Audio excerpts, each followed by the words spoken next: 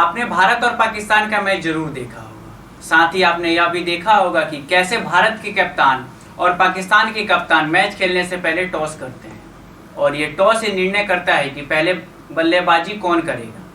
लेकिन आज हम आपको ऐसी रियल स्टोरी के बारे में बताने जा रहे हैं। जब भारत और पाकिस्तान का बंटवारा हो रहा था तो पाकिस्तान की भूमि के साथ ही कई चीज़ों का बंटवारा हुआ। आखिर कौन सी चीज़ थी जिसे बंटने के लिए भारत और पाकिस्तान के बीच टॉस का सहारा लेना पड़ा था। नमस्कार, मैं आदर्श कुमार तिवारी और आप देख रहे हैं नमस्कार भारत।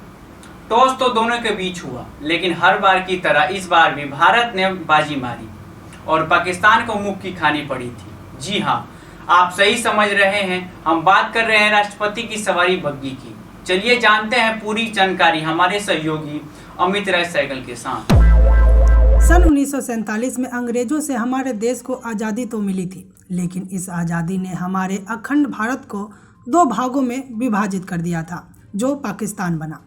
अब भारत और पाकिस्तान के बीच बंटवारे हो रहे थे। बंटवारे के दौरान भारत ने जहां काफ़ी कुछ गंवाया, तो वहीं भारत के पास कुछ ऐसी भी चीज़ें मिली जो अंग्रेजों के ज़माने से चली आ रही थी, जिसमें देश की शान और शौकत नज़र आती है। भारत और पाकिस्तान के बीच भूमि के साथ कई चीज़ों का बंटवारा हुआ। इन्हीं में से एक था गवर्नर जनरल बॉडीगार्ड रेजिमेंट, जो आसानी से बट गई थी। लेकिन रेजिमेंट की एक मशहूर बग्गी को लेकर दोनों पक्षों के बीच बात अटक गई, क्योंकि इस खास बग्गी को दोनों ही पक्ष अपने पास रखना चाहते थे। ऐसे में तख्तकालीन गवर्नर जनरल, बॉडीगार्ड के कमांडेंट और उनके डिप्टी ने इस विवाद को सुलझाने के लिए टॉस का सहारा लेना पड़ा। तभी भारत की ओर से commandant lieutenant colonel Thakur Govind Singh और पाकिस्तान की ओर से सेना के साहबजादा याकूब खान के बीच बग्गी को लेकर टॉस हुआ। इसमें भारत टॉस जीत गया। तब से यह राष्ट्र के प्रथम पुरुष यानी राष्ट्रपति के शान की सवारी बुग्गी भारत की हो गई। हालांकि सन 1950 में गणतंत्र दिवस के अवसर पर देश के पहले राष्ट्रपति डॉक्टर राजेंद्र प्रसाद ने इस बग्गी में बैठकर समारोह में गए थे।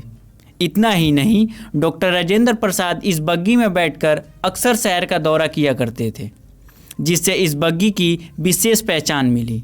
लेकिन एक वक्त ऐसा भी आया जब इसका इस्तेमाल बंद हो गया था, क्योंकि पूर्व राष्ट्रपति इंदिरा गांधी हत्याकांड के बाद सुरक्षा को मद्देनज़र रखते हुए राष्ट्रपति को अब बुलेट प्रूफ गाड़ियों में आने जाने लगे थे।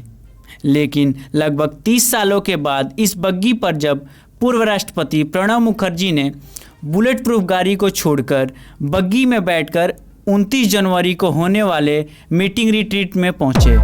आपको हम बता दें कि राष्ट्रपति की बग्गी के लिए खास घोड़े चुने जाते हैं। यह बग्गी करीब 35 साल पुरानी है। उस समय 6 ऑस्ट्रेलियाई घोड़े इसे खींचते थे, लेकिन अब इसमें 4 घोड़े ही देखे जाते हैं, क्योंकि इस बग्गी में घोड़े की विशेष नस्ल होती है।